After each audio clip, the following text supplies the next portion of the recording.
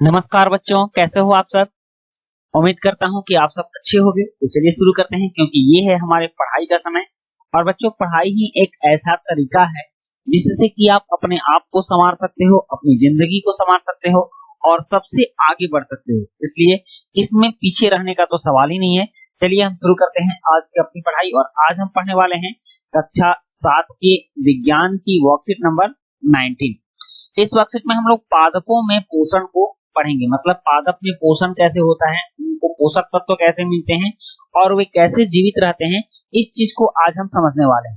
मनुष्य के पोषक के बारे में तो हम लोग जानते हैं कि कई तरह के हमें मिनरल्स चाहिए, कई तरह के विटामिन चाहिए, कई तरह के कार्बोहाइड्रेट चाहिए, बहुत तरह की वैसे प्रोटीन चाहिए, वसा चाहिए, बहुत सारा चीज होता है। लेकिन पादपों में ये पोषण कैसे होता है, इस चीज को हमें समझना है। तो सबसे पहले कुछ प्रमुख शब्द हैं, उन शब्दों पर हम गौर करेंगे और उन शब्दों के बारे में जानेंगे कि वे शब्द क्या कह रहे हैं। पहला है स्वपोषण। स्वपोषण शब्द से ही आपको लग रहा है स्व मतलब होता है अपना, स्व का मतलब होता है अपना, और पोषण का मतलब होता है पोषण, मतलब अपना पोषण करने वाला। तो पोषण की वह विधि जिसमें जीव अपना भोजन स्वयं संश्लेषित करते हैं स्वपोषण कहलाते हैं। तो जितने भी ये पेड़ पौधे होते हैं ये सभी अपना भोजन स्वयं बनाते हैं प्रकाश संश्लेषण प्रक्रिया के द्वारा। तो ये सभी स्व पोषण कहलाते हैं। ठीक, आप ग्रीन शैवाल देखते होइएगा, जो हरे रंग का शैवाल होता है वह भी अपना भोजन स्वयं बनाता है। तो उसको भी हम लोग स्व पोषण कह सकते हैं, वो अपना स्व पोषण करता है। अब नेक्स्ट है विषम पोषण। विषम पोषण मतलब क्या होता है, दूसरे के द्वारा पोषित।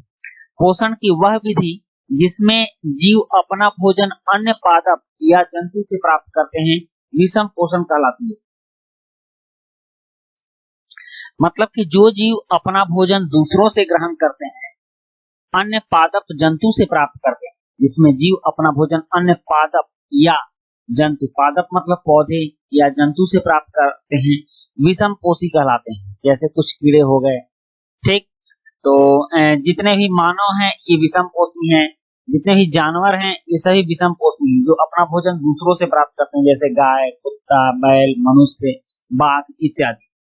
उसके बाद है परजीवी। परजीवी क्या होता है, एक जीव पादप या जंतु जो अन्य जीव के शरीर के अंदर या उसके शरीर पर रहता है तथा उससे अपना पोषण प्राप्त करता है, परजीवी कहलाता है।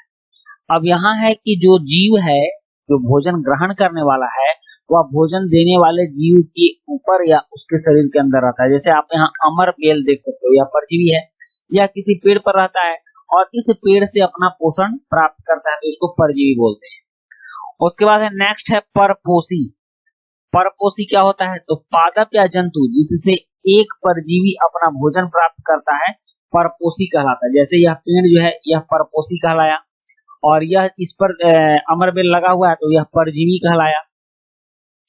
मृतजीवी। पोषण की वह विधि जिसमें जीव अपना भोजन मृत एवं सड़े गले पदार्थों से प्राप्त करता है, मृतजीवी पोषण कहलाता है। जैसे कि आपने मशरूम खाई होगी, तो मशरूम क्या है, मृतजीवी पोषण है। यह सड़े गले पदार्थों पर उगता है, इसको हम लोग मृतजीवी कहते हैं। उसके बाद है कीट भक्षी पादप। कीट भक्षी पादप का मतलब होता है कीड़ों को खाने वाला पादप, पौधा। कुछ वैसे भी पौधे होते हैं जो कीड़ों को खाते हैं, वो कीट भक्षी पादप कहलाते हैं। जैसे पीचर प्लांट होता है, घटपर्णी होता है। तो इस सबको, ये घटपर्णी का चित्र है, तो ये सभी कीट भक्षी पादप होते हैं जो कि सीधे सीधे कीड़ों को खा लेते हैं। और उसके बाद एक फ्लाई ट्रैप भी होता है। फ्लाई ट्रैप पौधा भी होता है जो कि अपने अंदर कीड़ों को बंद करके उनको खा लेता है। अब है स्मरण के लिए, मतलब याद रखने योग्य बातें। सजीवों द्वारा भोजन ग्रहण करने एवं उसके उपयोग की विधि को पोषण कहते हैं। अतः पोषण की अनेक विधियां होती हैं और इन्हीं पोषण की विधियों के तहत हम लोगों ने अभी क्या क्या जाना, स्वपोषण, विषम पोषण, परजीवी, परपोषी, मृतजीवी और कीटभक्षी पादप। तो आपने समझ लिया पोषण, पौधे पोषण कैसे करते हैं। अब कुछ प्रश्न हैं उनको हम देखते हैं। जैसे प्रश्न पहला है, इस खाली स्थान है, ये डैश तथा डैश स्व पोषण करते हैं। तो स्व पोषण क्या करते हैं, जो पौधे होते हैं, पौधे